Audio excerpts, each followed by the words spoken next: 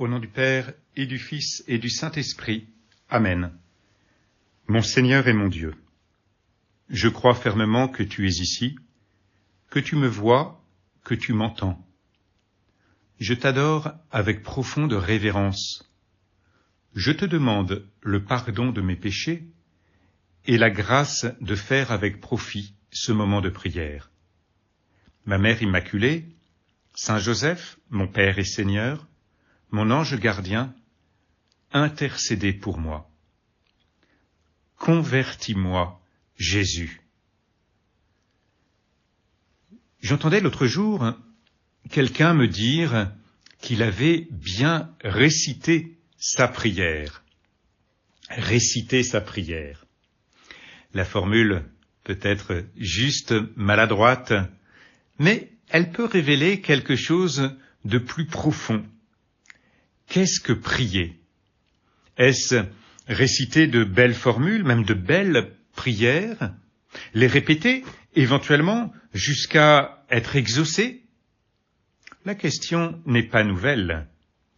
En ce temps-là, Jésus disait à ses disciples, « Lorsque vous priez, ne rabâchez pas comme les païens. Ils s'imaginent qu'à force de paroles, ils seront exaucés. Ne les imitez donc pas, car votre Père sait de quoi vous avez besoin avant même que vous l'ayez demandé. Vous donc, priez ainsi. Notre Père, qui es aux cieux, que ton nom soit sanctifié, que ton règne vienne, que ta volonté soit faite sur la terre comme au ciel. Donne-nous aujourd'hui notre pain de ce jour, remets-nous nos dettes, comme nous-mêmes nous avons remis leurs dettes à nos débiteurs, et ne nous laisse pas entrer en tentation, mais délivre-nous du mal. Car si vous pardonnez aux hommes leurs fautes, votre Père céleste vous pardonnera aussi. Mais si vous ne pardonnez pas aux hommes, votre Père non plus ne pardonnera pas vos fautes. Ne rabâchez pas comme les païens, nous dit Jésus. Jésus, le Fils de Dieu, nous enseigne ce qu'est la prière. Par son exemple, bien sûr, Seigneur, tu nous enseignes quand nous te contemplons. Par sa parole aussi, oui Jésus, tu nous enseignes quand nous t'écoutons. Jésus nous invite à ne pas rabâcher comme les païens qui s'imaginent qu'à force de paroles, ils seront exaucés. Il ne suffit pas, dans notre prière, de répéter des mots, des paroles, des choses qui restent en quelque sorte extérieures. Lorsque nous regardons Jésus qui prie dans l'Évangile, nous voyons comment il est uni à son Père et comment il s'adresse à lui. Les exemples dans l'Évangile seraient multiples. Et aujourd'hui, il nous parle directement de la prière, pour montrer que la prière est un entretien familier avec Dieu. Familier, au sens où nous sommes ses enfants. Votre Père sait de quoi vous avez besoin. Quand vous priez, dites « Notre Père qui es aux cieux ». C'est bien en nous situant comme des enfants de Dieu que nous pouvons entrer dans ce mouvement de la prière. Un entretien familier, un cœur à cœur avec le Seigneur, c'est-à-dire qu'il ne s'agit pas d'une attitude extérieure, du bout des lèvres, des mots à réciter, des mots à prononcer, des paroles à répéter. La prière vient du cœur, du fond de notre cœur. Jésus nous donne des mots, certes, et nous les entendons aujourd'hui avec cette prière du Notre Père qu'il nous enseigne, et merci Seigneur de nous offrir cette prière. Jésus nous donne des mots, il nous donne des attitudes, des dispositions profondes. Quand nous disons « Notre Père qui es aux cieux », nous sommes invités à nous situer sous le regard de Dieu comme des enfants, comme ces enfants bien-aimés. Quand nous disons « Que ton nom soit sanctifié », nous ouvrons notre cœur aussi au Dieu qui est 3 fois saint.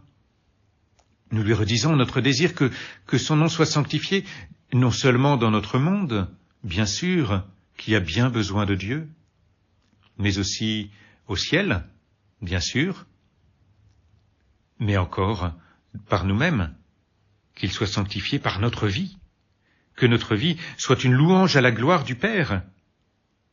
Que ton règne vienne. Là encore, ce sont des mots que nous pouvons prononcer du bout des lèvres, mais c'est aussi une disposition du cœur. Est-ce que le Christ, roi de l'univers, a son trône dans mon cœur? Est-ce que ce règne qui passe partout, est-ce que ce règne est implanté aussi dans mon propre cœur? Et nous pouvons continuer comme ça, chacune des demandes, pour voir si ces demandes sont simplement prononcées du bout des lèvres, ou si ces demandes viennent rejoindre une disposition profonde du cœur. Car la prière, ce n'est pas une attitude extérieure, elle vient du cœur. Et en nous enseignant ainsi cette prière, Jésus nous renvoie à cette disposition profonde. Il nous montre vraiment que la prière vient nous unir au cœur de Dieu. Lorsqu'il développe la formule « remets-nous nos dettes comme nous-mêmes nous remettons leurs dettes à nos débiteurs », que nous disons lorsque nous prions avec le Notre Père, nous disons « pardonne-nous nos offenses comme nous pardonnons aussi à ceux qui nous ont offensés », Jésus développe cette formule. Il ajoute « car si vous pardonnez aux hommes leurs fautes, votre Père céleste vous pardonnera aussi. Mais si vous ne pardonnez pas aux hommes, votre Père non plus ne pardonnera pas vos fautes. » Tu nous montres, Seigneur, que notre cœur doit être uni à ton cœur miséricordieux, que nous ne pouvons pas entrer en contradiction entre ce que nous disons lorsque nous prions et ce que nous vivons, ou ce que nous nous efforçons de vivre, avec ta grâce, Seigneur, bien sûr, parce que c'est bien sûr avec ton aide, Seigneur, que nous pouvons entrer dans tout ce mouvement.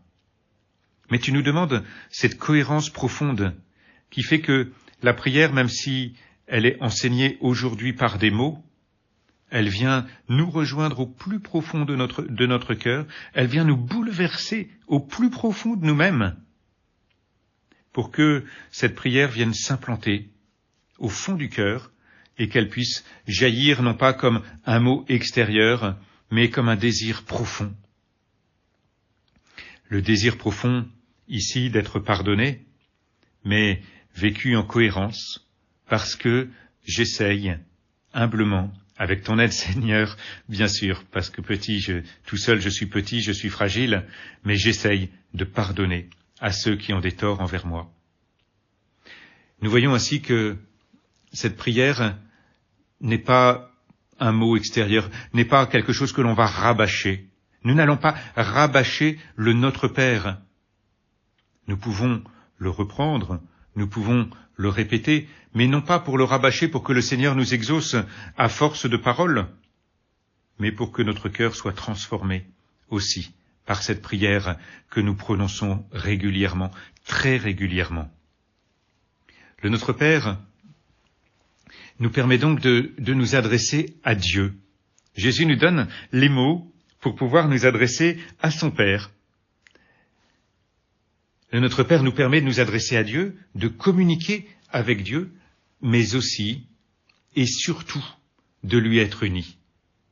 Dieu voit notre cœur. Dieu sait ce dont vous avez besoin avant même que vous l'ayez demandé, nous dit Jésus. Dieu voit notre cœur.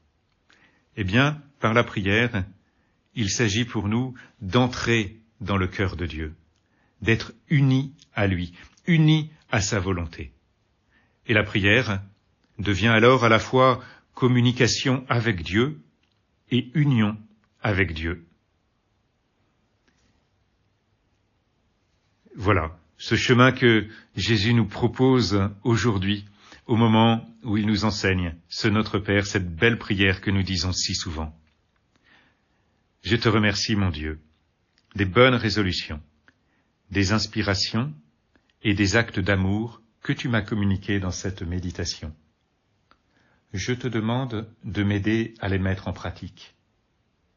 Ma Mère Immaculée, Saint Joseph, mon Père et Seigneur, mon ange gardien, intercédez pour moi.